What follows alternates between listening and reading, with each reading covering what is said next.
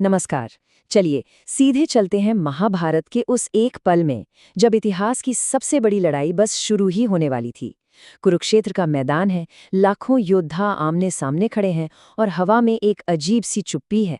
अब ऐसे तनाव भरे माहौल में एक राजा अपने सेनापति से क्या कहता होगा? क्या उसके शब्द सिर्फ एक आदेश होते हैं या उसके दिल और दिमाग का आईना? आज हम दुर्योधन के बोले गए पहले शब्दों के पीछे छिपे मनोविज्ञान को समझने की कोशिश करेंगे। अब जरा सोचिए, एक राजा युद्ध शुरू होने से ठीक पहले अपने सबसे माहिर जनरल के पास जाता है। वो क्या कह सकता है?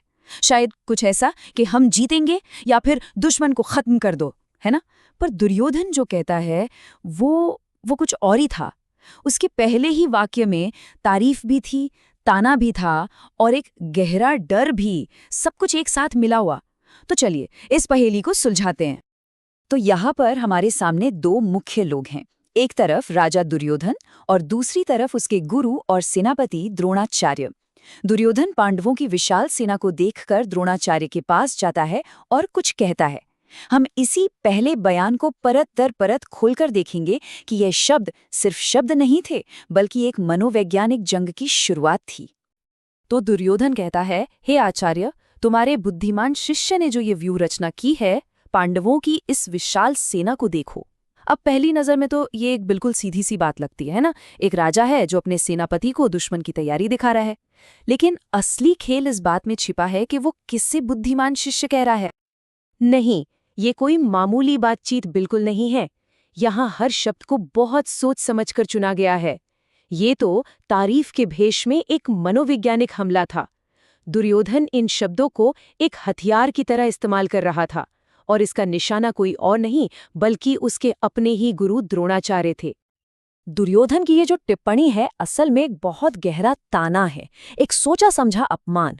वो सीधे सीधे द्रोणाचार्य की वफादारी पर सवाल नहीं उठा रहा, नहीं, बल्कि वो उन्हें उकसा रहा है, उनकी भावनाओं को कुरेद रहा है ताकि वो और भी ज्यादा गुस्से से और ज्यादा विनाशक तरीके से लड़ें। ये एक लीडर की बहुत बहुत ही खतरनाक चाल होती है। देखिए, ये बात समझनी बहुत जरूरी है कि द्रोण सिर्फ एक सेनापति नहीं है, वो कौरवों और पांडवों दोनों के गुरु थे। आज जो भी योद्धा आमने सामने खड़े थे, उन सभी को हथियार चलाना उन्होंने ही सिखाया था। और दुर्योधन बड़ी चालाकी से इसी गुरु शिष्य के रिश्ते पर चोट कर रहा था। और वो बुद्धिमान शिष्य है कौन? वो है धृष्टद्युम्न, द्रुपद का बेटा। और कहानी ये है कि धृष्टद्युम्न का जन्म ही एक मकसद से हुआ था, द्रोणाचार्य का वध करना। द्रोण ये बात अच्छी तरह जानते थे, फिर भी उन्होंने अपना गुरुधर्म निभाया और उसे भी शस्त्र विद्या सिखाई। दुर्योधन बस इसी दुखती रग पर हाथ रख रहा था। तो जब दुर्योधन कहता है तुम्हारे बुद्धिमान शिष्य को देखो, तो असल में वो क्या कह रहा है? वो कह रहा है, याद है वो शिष्य जिसे आपने ही सब कुछ सिखाया, वही जो असल में आपको मारने के लिए पैदा हुआ है। देखिए, आज वो आपकी ही सिखाई हुई विद्या का इस्तेमाल करके आपके खिलाफ सेना खड़ी कर चुका है। ये एक बहुत ही चालाक और चुभने वाला ताना था। तो अपने गुरु पर ये मनोवैज्ञानिक बाण चलाने के बाद दुर्योधन रुका नहीं, वो आगे बोलता रहा। अब वो पांडव सेना के बड़े बड़े योद्धाओं के नाम गिनाने लगता है। ऊपर से देखने पर तो ऐसा लगता है कि वो एक राजा की तरह दुश्मन की ताकत का जायजा ले रहा है, लेकिन असल में वो कुछ और ही जाहिर कर रहा था। वो एक एक करके नाम लेना शुरू करता है। युयुधान, विराट और द्रुपद जैसे बड़े बड़े योद्धा। ये कोई छोटे मोटे नाम नहीं थे, ये सब अपने आप में एक सेना के बराबर थे। दुर्योधन एक एक करके उनकी गिनती कर रहा था, मानो वो अपनी ही सेना को उनकी ताकत से डरा रहा हो। दुर्योधन द्रुपद को महारथी कहता है। ये कोई मामूली उपाधि नहीं थी। सोचकर देखिए, एक अकेला योद्धा जो 10,000 सैनिकों से भिड़ जाए, ये एक शब्द ही दुश्मन की ताकत का अंदाजा देने के लिए काफी था। इतना ही नहीं, वो पांडव सेना के योद्धाओं को महेश्वास भी कहता है, जिसका मतलब है महान धनुर्धर।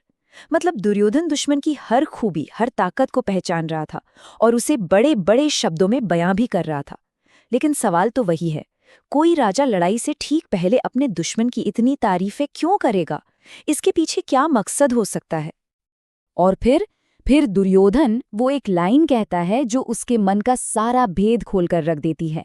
वो इन सभी महान योद्धाओं की तुलना करते हुए कहता है कि वे युद्ध में भीम और अर्जुन के समान हैं। बस यही वो वाक्य है जो दुर्योधन के आत्मविश्वास के नकाब के पीछे छिपे असली चेहरे को सबके सामने ले आता है। तो असली बात पता है क्या है?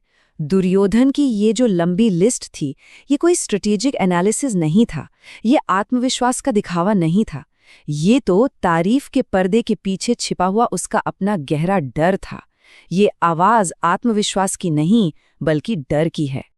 जरा सोचिए इस बात को, जब कोई अपने दुश्मनों की ताकत को नापने के लिए अपने सबसे बड़े प्रतिद्वंदी भीम और अर्जुन को ही पैमाना बना ले, तो इसका क्या मतलब हुआ? इसका मतलब तो यही हुआ ना कि भीम और अर्जुन का खौफ उसके दिमाग पर 24 घंटे छाया हुआ था। उनकी ताकत का डर उसके मन में इतना गहरा बैठ गया था कि वो हर ताकतवर योद्धा में उन्हीं की परछाई देख रहा था।